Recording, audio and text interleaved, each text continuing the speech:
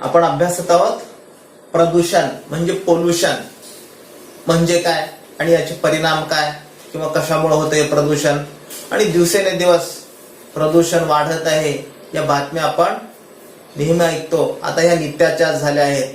त्याचबरोबर यांचे परिणाम सुद्धा आपल्याला दिसून येत आहेत. या पाठामध्ये आपण प्रदूषण म्हणजे काय, प्रदूषण कशामुळे होतं, प्रदूषण करणाऱ्या घटकांना काय म्हणतात प्रदूषक, याबद्दल आपण अभ्यासलं. प्रदूषक दोन प्रकारचे असतात, एक निसर्गनिर्मित प्रदूषक आणि दुसरी मानवनिर्मित प्रदूषक. मानवनिर्मित प्रदूषक ही मानवाच्या कृतीमधून बाहेर येतात. तर निसर्गामध्ये काही प्रदूषक तयार होतात परंतु त्यांची तीव्रता ही काही कालावधीसाठी असते आणि निसर्ग नियमानुसार ही प्रदूषक निसर्गाचा भाग बनतात, त्यांची तीव्रता कमी होते. परंतु मानवानं मानवी कृतीमधून तयार केलेली प्रदूषक वातावरणामध्ये सोडल्यानंतर त्याचा परिणाम मात्र मानवाच्या आरोग्यावर, त्याचबरोबर इथल्या परिसंस्थांवर, इथल्या नैसर्गिक गुणवत्तेवर होत असतो. आणि हा परिणाम दीर्घकालीन आहे किंवा अतिशय विनाशकारी आहे, विध्वंसक आहे आणि याची परिणती म्हणून वेगवेगळ्या प्रकारचं प्रदूषण होतं. आपण अभ्यासत आहोत हवेचं प्रदूषण म्हणजे काय, कशाला म्हणतात हवेचं प्रदूषण. हवेचं प्रदूषण हे हवेची नैसर्गिक गुणवत्ता बिघडल्यामुळं जो परिणाम होतो त्या परिणामाला हवेचं प्रदूषण म्हणतात. आणि मग हवेची नैसर्गिक गुणवत्ता कशामुळे बिघडते, इथं धूर, धुके किंवा सूक्ष्मजीव, परागकण, मानवी कृतीमधून तयार होणारे विषारी वायू वातावरणामध्ये सोडल्यानंतर हे सगळे दूषित घटक आहेत. या दूषित घटकांचा परिणाम हवेच्या गुणवत्तेवर झाल्यानंतर जो परिणाम दिसून येतो त्या परिणामाला आपण हवेचं प्रदूषण म्हणतो. आता वेगवेगळ्या कारणांमुळे हवेचं प्रदूषण होतंय. आता आपण अभ्यासत आहोत हवेच्या प्रदूषणाची कारण. या अगोदर आपण हवेचं प्रदूषण म्हणजे काय याबद्दल अभ्यासलं. आता हवेचं प्रदूषण कोणकोणत्या कारणामुळे होतं, आपल्या पुस्तकामध्ये काही चित्र दिलेली आहेत. ही चित्र तुम्ही पहा. हे कोणतं चित्र आहे, लक्षात आलं कोणतं चित्र आहे हे, वणवा म्हणजे जंगलाला लागलेली आग. इथे जंगलाला आग लागली आहे. मग ह्या जंगलाला लागलेल्या आगीमुळं काय होत असेल बरं. पाठीमाग आपण एक बातमी ऐकली होती. कोणती बातमी ऐकली होती, ब्राझीलमध्ये अमेझॉन नावाचं जंगल आहे. ह्या अमेझॉन नावाच्या जंगलाला मोठी आग लागली होती. मी वारंवार फळ्यावर बातम्या लिहित होतो. ब्राझीलमध्ये अमेझॉन जंगलाला लागलेली आग आणि किती दिवस होती ती, साधारणपणे 1.5 महिन्यापर्यंत. नंतर बातम्या झालेल्या आहेत त्याच्या. मग विझवली का जंगल जळून खाक झालं माहिती नाही. परंतु ब्राझीलला या जंगलाला लागलेली आग आणि ब्राझीलचं जंगल, अमेझॉनचं जंगल म्हणजे या जगाचं फुफ्फुस समजलं जातं. मग ही आग लावली होती का लागली होती याची कारण यथावकाश शोधली जातील, परंतु याचा परिणाम मात्र आपल्या सगळ्यांवर होणार आहे. मग वणवा कशाला म्हणतात, नैसर्गिकपणे जंगलाला लागलेली आग म्हणजे वणवा असतो.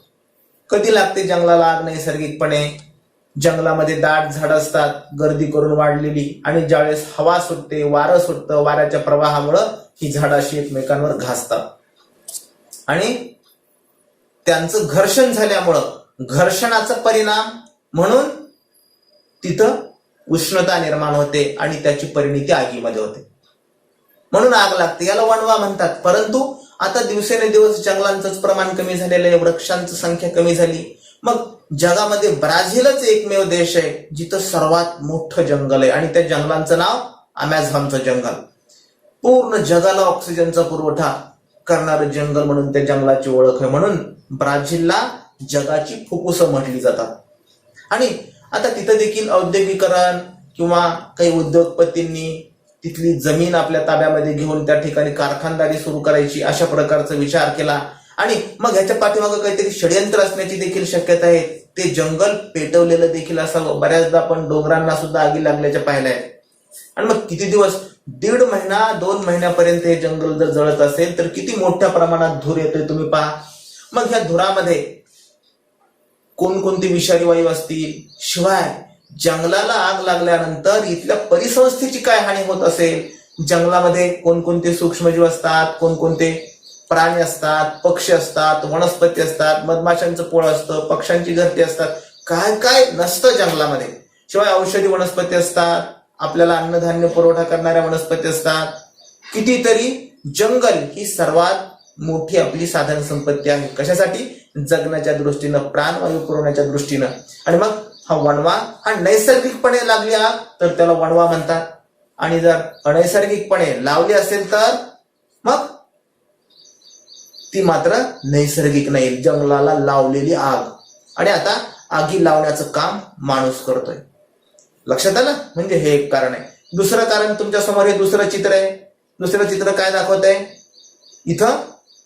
बघा कशाचं? हे ज्वालामुखीचा उद्रेक झालाय, आहे की नाही? ज्वालामुखीच्या उद्रेकाचं चित्र म्हणजे पृथ्वीच्या भूगर्भामध्ये तप्त असा लाव्हा आहे, आणि हा तप्त लाव्हा पृथ्वीच्या अंतर्गत झालेल्या हालचालींमुळं बाहेर येतोय. का होतात पृथ्वीच्या अंतर्गत हालचाली, आणि कुठून येतो हा तप्त लावा बाहेर?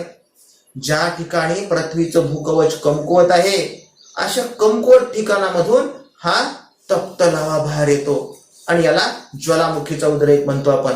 या ज्वालामुखीच्या उद्रेकामधून कितीतरी प्रकारचे इथं निसर्गामध्ये घडामोडी झाल्या. काही डोंगर तयार झाले, काही तलाव देखील तयार झाले. आपल्या महाराष्ट्रामध्ये बुलढाणा जिल्ह्यामध्ये लोणारचं सरोवर हे अशाच नैसर्गिक घटनांमुळे झालेलं आहे. आता ते ज्वालामुखीच्या उद्रेकामुळे नाही झालं तयार, परंतु नैसर्गिक घटनांचा परिणाम म्हणून अशी मोठी स्थित्यंतर होतात, आणि त्याची परिणती देखील प्रदूषणामध्ये होते. त्यानंतर तिसरं चित्र दाखवलेले तुमच्या समोर. हे चित्र पहा, म्हणजे तुम्हाला आणखीन कारण लक्षात येईल.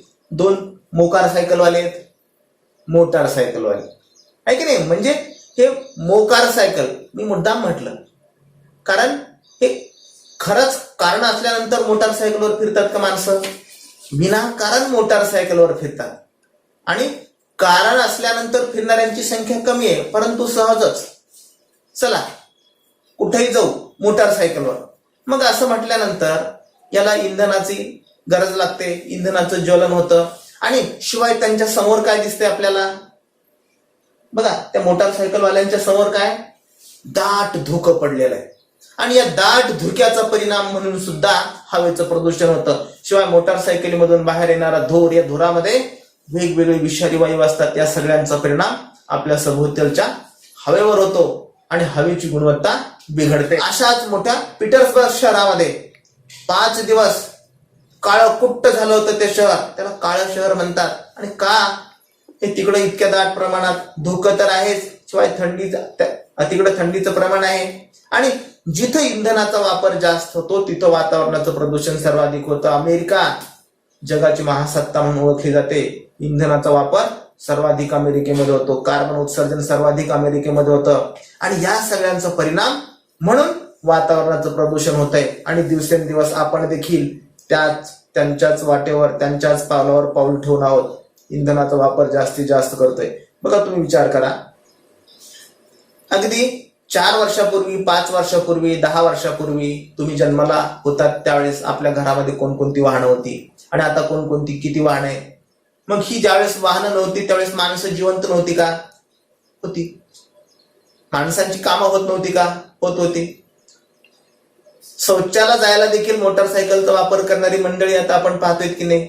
का? अगोदर होत नव्हती का? होत होती. पण तरी देखील वाहन आहे म्हणून वापर करण्याची प्रवृत्ती दिवसेंदिवस वाढत आहे, आणि मग इंधनाचा वापर वाढतोय. हवेचं प्रदूषण करण्यासाठी सर्वात महत्वाची 2 कारणे. त्याच्यामध्ये नंबर 1चं कारण औद्योगिकरण. दिवसेंदिवस वाढत जाणारं औद्योगिकरण, कारखान्यामधून बाहेर येणारा प्रचंड प्रमाणात धूर, हा विषारी धूर असतो. याच्यामध्ये अनेक प्रकारचे विषारी घटक असतात. Nitrogen oxide, nitrogen dioxide, carbon monoxide, sulphur dioxide, carbon dioxide, hydrogen sulphide यासारखे विषारी वायू या कारखान्यातून बाहेर येणाऱ्या धुरामध्ये असतात. आणि कारखान्यात तयार होणारा प्रत्येक पदार्थ हा मानवासाठी गरजेचा वाटायला लागलेला आहे. खरं म्हणजे तो गरजेचा नाही, गरजेचा नाही, ती आपली मूलभूत गरज नाही. आपली मुख्य गरज काय? अन्न, वस्त्र, निवारा आणि शिक्षण, हे आपल्या मूलभूत गरजा आहेत. आणि या मूलभूत गरजांशिवाय आपण इतर आपला हव्यास वाढवलेला आहे. बघा कारखान्यात तयार झालेली साखर खाण्याची आपली गरज आहे का? साखर हा सर्वात विषारी पदार्थ आहे, आणि जो आपण खातो सगळेजण. आपल्या दुश्मनाला सुद्धा साखर देऊ नये खायला. शिवाय आपण काय करू शकतो? मग आठवड्यातले किमान 3 दिवस असे ठरवले पाहिजेत आपण, आणि आजपासून ठरवू, एकही साखरेचा कण आपल्या शरीरामध्ये जाणार नाही. आपल्याला साखर मिळते, भाकरी खाल्ल्यानंतर मिळते, गव्हाची पोळी खाल्ल्यानंतर मिळते, तांदळाचा भात खाल्ल्यानंतर मिळते, त्याचं रूपांतर ग्लुकोजमध्ये होतं आणि शरीराकडे हा नैसर्गिक कारखाना आहे ग्लुकोजची निर्मिती करण्याचा, ग्लुकोजचा पुरवठा करण्याचा. हे भकास करणारे कारखाने आपल्याला कधीही उपयोगाचे नाहीत. आणि नंबर 1चं कारण हे, आणि नंबर 2चं कारण ही स्वयंचलित वाहनं, म्हणजे दिवसेंदिवस वाढत जाणाऱ्या मोटारींचं प्रमाण, मोटारसायकलींचं प्रमाण. त्याच्यामुळं एकूण कार्बन उत्सर्जनापैकी 85% कार्बन उत्सर्जन याच 2 कारणांमुळे होतं. इतर कारणं देखील आपल्याला अभ्यासायची आहेत. हवेचं प्रदूषण करणारी प्रमुख 2 कारणे आहेत. त्याच्यामध्ये नंबर 1चं कारण नैसर्गिक कारण आणि नंबर 2चं कारण हे मानवनिर्मित कारण. खरं तर मानवनिर्मित कारणच नंबर 1चं आहे. आपण आपल्या सोयीसाठी नंबर 1 हे नंबर 1चं कारण आहे, मानवनिर्मित कारण. कशामुळं? इंधनाचा वापर केल्यामुळं. कोणतं इंधन वापरतो आपण? पेट्रोल, डिझेल, एलपीजी, सीएनजी, लाकूड, कोळसा, गोऱ्या, हे सगळी इंधन आपण वापरतो. कशासाठी? वाहनांसाठी पेट्रोल डिझेल वापरलं जातं, स्वयंपाकासाठी एलपीजी वापरला जातो. सीएनजी मात्र हा विषारी धूर न तयार करणारे इंधन आहे. स्वच्छ इंधनाचा स्रोत म्हणून सीएनजी कडे पाहिलं जातं. आणि या सगळ्या इंधनाच्या धुरामधून विषारी वायू बाहेर पडतात. कोणते विषारी वायू? कार्बन डायऑक्साईड बाहेर पडतो, कार्बन मोनॉक्साईड बाहेर पडतो, नायट्रोजन डायऑक्साईड बाहेर पडतो, सल्फर डायऑक्साईड हा विषारी वायू बाहेर पडतो. हे सगळे विषारी वायू इंधनाच्या वापरामधून बाहेर पडतात. शिवाय कार्बनचे कण, गंधकाचे कण वातावरणामध्ये मिसळतात आणि हे सगळे वेगवेगळे आजार निर्माण करणारे वायू आहेत. शिवाय कार्बनचे कण श्वासावाटे फुफ्फुसामध्ये गेल्यानंतर फुफ्फुसाचा कर्करोग किंवा सल्फर गेल्यानंतर शिशाची काही संयुग असतात त्याच्यामध्ये, लेड, शिशे, पीबी, आणि या सगळ्या इंधनाच्या वापराचं प्रमाण दिवसेंदिवस वाढत आहे. हे मानवनिर्मित कारणच आहे. त्यानंतर घनकचरा. घनकचरा म्हणजे काय? आपल्या घरामध्ये तयार होणारा स्थायी स्वरूपातला कचरा. आता घरामध्येच कचरा तयार होतो का? शेतामध्ये देखील असतो कचरा. शिवाय कारखान्याच्या परिसरामध्ये देखील असतो, शाळेच्या परिसरामध्ये देखील असतो, वैद्यकीय कचरा देखील असतो. ह्या सगळ्या कचऱ्यांमुळे वेगवेगळ्या प्रकारचं प्रदूषण होते आणि याच्यामध्ये नंबर 1चं कारण कचरा जाळणे. आपण तयार झालेला कचरा जाळून टाकतो.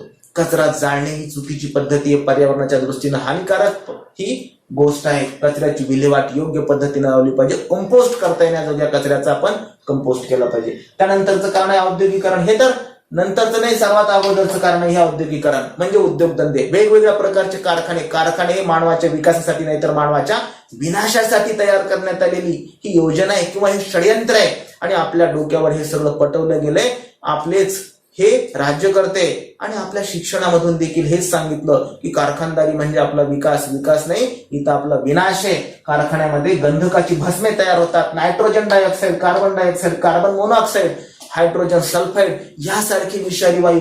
हा कार्बन डायऑक्साईड देखील विषारी, नायट्रोजन डायऑक्साईड देखील विषारी. हा वातावरणामध्ये वाढत गेल्यानंतर पडणारा पाऊस सुद्धा आम्लाच्या स्वरूपामध्ये पडतो आणि तीव्र आम्लाच्या स्वरूपामध्ये जर पाऊस पडला तर इथल्या वनस्पती करपतील, इथल्या प्राण्यांना त्वचेचे आजार होतील. कार्बन मोनॉक्साईड सारखा विषारी वायू जर आपल्या श्वासावाटे फुफ्फुसामध्ये गेला तर रक्ताची वहन क्षमता बंद करतो. अनेक आजार, कर्करोगासारखे, कॅन्सर सारखे आजार, हृदयाचे आजार, फुफ्फुसाचे आजार कारखान्यांमुळे व्हायला लागलेले आहेत. म्हणून कारखाने आपण प्रत्येक वस्तू कारखान्यामध्ये तयार झालेली वापरतो. म्हणजे आपण काय करायला पाहिजे याचा विचार आता करा.